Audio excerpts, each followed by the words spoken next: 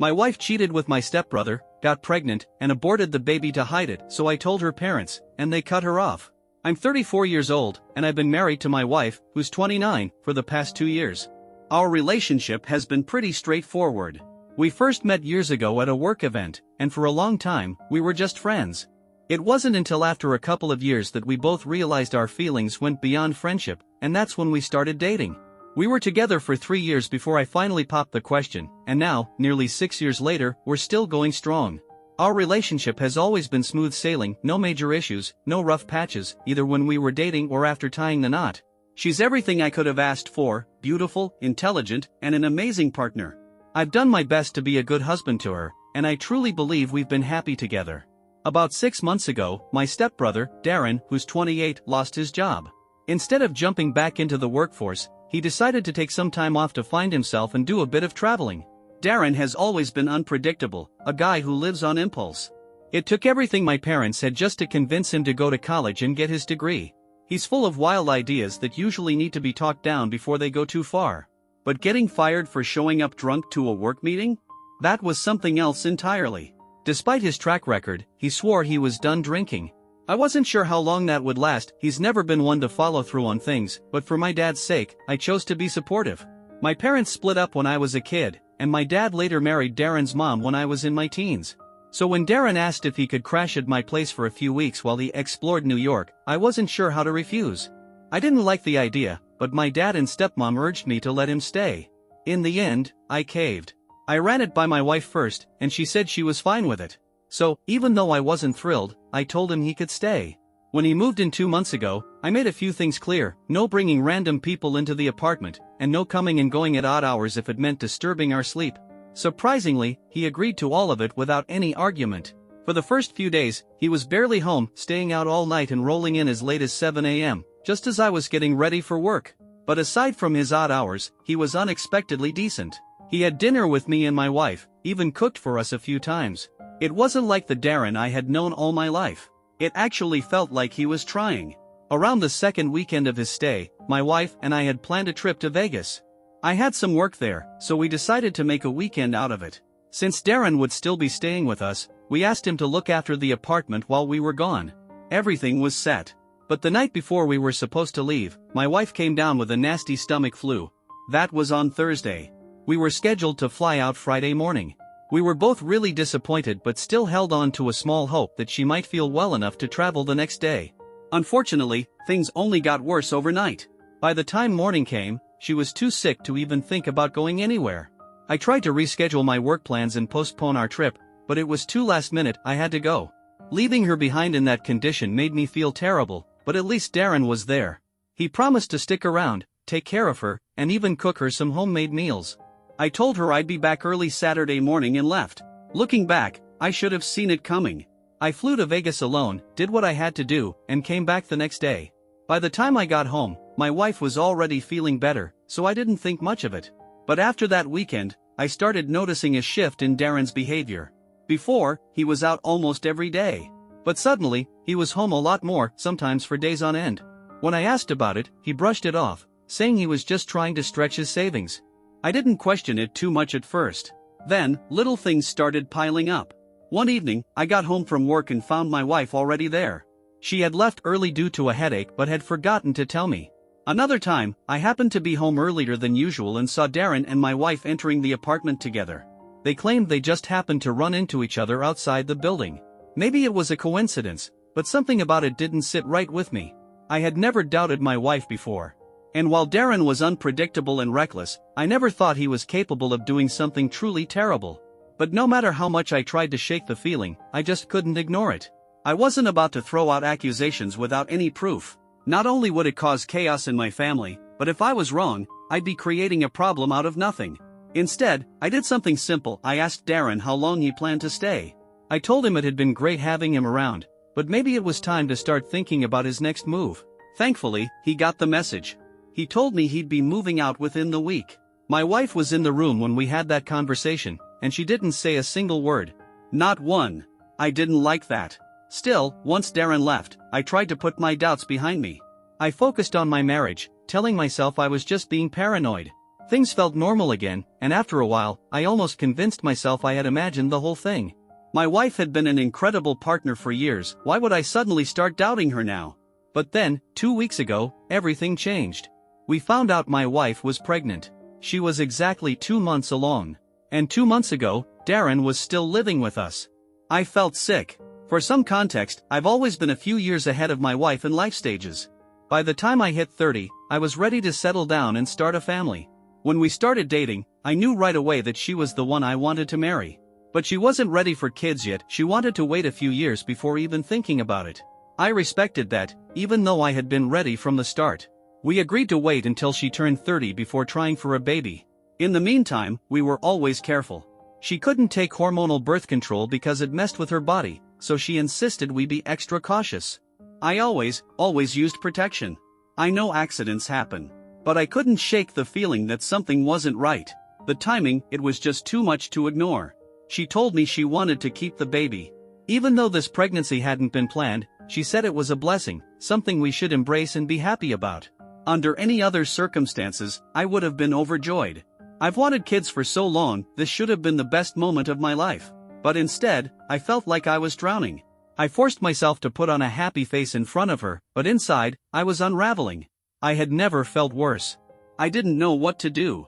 I couldn't bring myself to talk to any of my friends about it, I didn't want to be judged. But the thoughts wouldn't leave me alone. No matter how hard I tried to push them away, they were always there, eating at me. For about a week, I lived in this constant state of agony. It was unbearable. I knew I couldn't keep going like that, I had to confront her. I understood the risk. If I was wrong, my accusation could destroy our marriage, and she might never forgive me. But the thought of her carrying my stepbrother's child made me physically ill. I had to ask. The first time we went for a checkup, we had some routine blood work and tests done. But instead of feeling the excitement that should come with expecting a baby, I felt nothing but dread. It became clear to me that I had to get to the bottom of this. So about a week ago, while we were having dinner, I finally brought it up. I told her we needed to talk about something important. She wanted to know right away what it was. My stomach twisted, but I had to be direct. I apologized in advance for how awful this might sound, but then I asked her, was she sure this baby was mine? The second the words left my mouth, her face turned bright red. And then she exploded. She started screaming at me, calling me a monster for even thinking something like that. She swore up and down that she had always been faithful, and she demanded to know where this accusation was coming from. I told her exactly why. I explained that the timing was too much of a coincidence, she was 2 months pregnant, and Darren had left exactly 2 months ago. That only made her angrier. She shouted even more, and I could see this was spiraling out of control. I tried to calm her down, tried to get her to just listen to me. I told her how much this was tearing me apart, how I didn't want to feel this way, but I just couldn't let it go. She finally stopped screaming and took a deep breath. Then she told me she understood my doubts, but if we were going to survive this, I needed to trust her and trust our marriage. I felt awful. I told her I wished I could just erase these thoughts, that I had tried so hard to push them away. But I couldn't. And if there was really nothing to worry about, then I wanted a paternity test once the baby was born. I even apologized, telling her I knew this was difficult for her, but I needed that test for my own peace of mind. I expected her to be upset. I expected her to lash out. But the way she reacted? It was beyond anything I could have imagined. The second I brought up the paternity test, she lost it. She went completely ballistic, calling me cruel, saying I was humiliating her over my crazy thoughts. I stayed calm, but honestly, her reaction only made me more suspicious. If there was nothing to hide, why was she fighting this so hard? I told her straight up, this was an ultimatum. If she refused the test, then I didn't see how we could stay together. That finally stopped her. She got quiet and said she needed time to think about it. That night, we slept in separate rooms. The next morning, we didn't say a word to each other before heading to work. All day, my mind was in overdrive, running through every possible worst-case scenario. For the rest of the week, things only got worse. She started coming home late at night, barely speaking to me. Anytime I tried to talk, she shut me down immediately. After a while, I just stopped trying. What I didn't realize was that she was already planning her next move. Last Thursday, I woke up and realized she hadn't come home the night before. I texted her. No response. I sent another. And another. Still nothing. I had to go to work, but I was so distracted that I ended up leaving early. I sat at home for hours, waiting, but she never showed up. By 9 p.m., I was panicking. She wasn't answering my calls, and I had no idea where she was. Out of desperation, I called her assistant at work, asking if she was in. That's when I got the first real shock of the night. Her assistant casually mentioned that she had taken 2 personal days. She hadn't even been to work. The assistant seemed surprised that I didn't already know. At that point, my heart was pounding. I called a few of her close friends, asking if they had seen her. But one after another, they all said the same thing: they hadn't heard from her. That's when the real fear set in. Had something happened to her? Or had she left me? I was out of options, so I called my mother-in-law. She hadn't seen her either, and when I told her she had disappeared, she started panicking too. We agreed that if we didn't hear from her soon, we'd call the police. The next 30 minutes were pure hell. Then, finally, my phone rang. It was my wife. She sounded completely calm, almost annoyed. She told me she was fine, that she just needed some time to fix things, and that I shouldn't have involved her mother. I was furious. She had vanished without a word, ignored all my calls, and now she was acting like I was the one overreacting? I clenched my teeth, forced myself to stay calm, and asked where she was. When was she coming home? She brushed it off, saying she'd be back in the morning. Then she hung up. I went to bed feeling exhausted, frustrated, and more confused than ever. I even considered taking a break from her, stepping away to clear my head. Little did I know, I was about to wake up to something I never could have expected. The next morning, she shook me awake, her face beaming. She was happy. Too happy. I sat up, rubbing my eyes, and asked where she had been. She just smiled and said, "I was fixing a problem." Then she looked me straight in the eye and said something that knocked the air out of my lungs. She told me that this pregnancy was putting stupid doubts in my mind and ruining our marriage. So, to save our relationship, she had taken care of it. She had gotten an abortion. I just sat there, staring at her, my mind blank. She actually said it like it was a solution. Now, she told me, there was no reason for me to doubt her anymore. We could have a fresh start. I think that was the first time in my life I truly understood what it meant to be flabbergasted. I barely managed to get the words out. "Are you joking?" She shook her head. Completely serious. She really thought this fixed everything. She really believed we could just move on like nothing had happened. And she actually expected me to be okay with it. That was my breaking point. I sat there for a few more minutes, just staring at her, trying to process what she had just said. Then, without a word, I got up and walked out. I knew that if I stayed in that room a second longer, I would completely lose it. My mind was spinning, and I felt like I was on the verge of some kind of breakdown. She started to follow me, calling my name, but I turned around and told her, in no uncertain terms, to stay away from me if she didn't want trouble. Something in my voice must have told her I meant it because she stopped. As soon as I stepped out of the building, I pulled out my phone and called my lawyer. I told her I was divorcing my wife and that she needed to start the paperwork immediately. I made it clear I didn't want her getting a single penny from me. We scheduled a meeting for the next morning to go over everything. I didn't know exactly how things would unfold, but I knew one thing for sure: I was done. Next, I called Darren. He picked up, and I asked him where he was. He said he was in Atlanta. I didn't waste time. I told him straight up I was divorcing my wife, and if he had any decency left, he wouldn't waste my time. I told him to just admit that he had slept with her. There was silence on the other end for a few moments. Then he sighed and just said, "I'm sorry." That was all I needed to hear. I checked into a hotel for the night, knowing that the next few days were going to be absolute hell. I braced myself for everything that was coming. The next morning, I went straight to my lawyer's office and laid everything out: the cheating, the abortion, the whole ugly mess. She told me that while it's tough to get a clean divorce without alimony unless both parties agree, my case had a solid chance. My wife had a high-paying job, and considering she was clearly the one at fault, we had leverage. Honestly, I didn't even care about the money. This was about principle. I was done with this woman. I couldn't believe how cold and calculating she had been. It felt like I had spent the last 6 years with a complete stranger. The woman I married, the one I had loved, would never have been capable of something like this. I knew she had slept with my stepbrother. But the worst part? There was a chance the baby had actually been mine, and now I would never know. After everything I had done to support her, changing my plans to fit her wishes, being the best husband I knew how to be, this was how it all ended. I left my lawyer's office and immediately called my wife's assistant, asking if she was at work. She confirmed that she was. I told her not to mention that I had called, making up some excuse about planning a surprise for her. Then, I went home. I grabbed as much of her stuff as I could fit into 3 suitcases, dragged them into the hallway, and left them there. Next, I called a locksmith and had the locks changed. I didn't want to see her. I didn't want her in my home. And I definitely didn't want to hear whatever excuse she was going to come up with. Once that was done, I packed a small bag for myself and headed straight back to my hotel. I wasn't going to be there when she got home. By the time everything was taken care of, it was almost 5 p.m., and I was completely drained physically, mentally, emotionally. The moment I got back to my hotel room, I crashed onto the bed and passed out. I woke up to my phone vibrating. It was her. Of course. I didn't answer. She kept calling, over and over, flooding my phone with messages. I didn't bother reading a single one. As far as I was concerned, we had nothing to say to each other. After nearly an hour of non-stop calls, she finally gave up. Or so I thought. A few minutes later, I got a text from Darren. She had reached out to him, asking if he had spoken to me. He told her that it was over, that I knew everything. He sent another apology, but I didn't respond. I didn't care. There was nothing left to say. That's when I decided to take things a step further. Maybe I went too far, but at that point, I didn't care.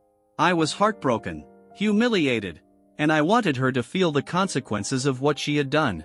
See, my wife came from a very conservative Southern family. From the moment we got married, her parents had been pressuring us to have kids. For years, I had protected her.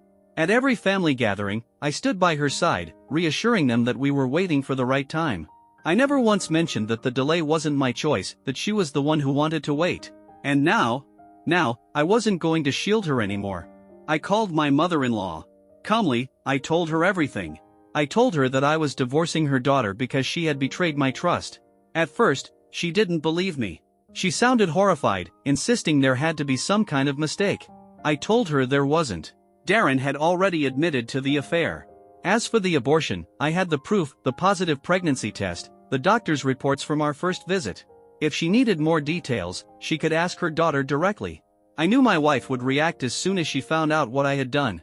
And sure enough, within minutes, my phone lit up again. She was furious. She accused me of ruining her life for no reason, of wrecking everything over stupid doubts. She told me she had nowhere to go for the night. I didn't engage. I told her she was free to check into whatever hotel she wanted but to stop bothering me. I made it clear any communication from this point forward would go through our lawyers. I also told her I would have the rest of her belongings packed and sent wherever she wanted. Then she dropped the real bombshell. Her parents had completely disowned her. They were furious, she said. They told her she was no longer welcome in their family, and she could kiss any inheritance goodbye. Even I hadn't expected that. I figured they'd be angry, sure, but I hadn't expected them to go that far. Not that I said any of that to her. I just told her that she should have thought about the consequences before she went behind my back. What her parents chose to do wasn't my concern. She called me immature. Petty. Told me I had no right to drag her family into our problems because now her life was ruined. She kept trying to make me feel guilty, but I didn't care. I told her, plain and simple, I didn't care what happened to her. Then I hung up. She spent the next few hours flooding my phone with messages, calling me every name under the sun. She even threatened to take me for every penny I had. I ignored all of it. Later that night, my father-in-law called me. He apologized for what his daughter had done. He told me that he was ashamed of her, that they were done letting her get away with everything, and that he hoped this would finally teach her a lesson. Then he asked me for proof of the abortion. I was more than happy to send him everything. It's been a few hours now, and my wife still won't stop texting me. I keep thinking about just blocking her, but there's this nagging voice in the back of my head that keeps asking if I went too far. Maybe I should have kept this between the two of us instead of dragging her parents into it. I don't regret kicking her out of my apartment, and I definitely don't have second thoughts about the divorce. But I also know that being completely cut off from her parents is a massive blow for her. I don't know if I feel guilty about that, but I can't shake the thought. Update 1. First off, I just want to thank everyone who supported me. Reading the stories others shared really helped me feel less alone in all this, and it reassured me that my reaction wasn't completely out of line. Dealing with the divorce has been anything but easy.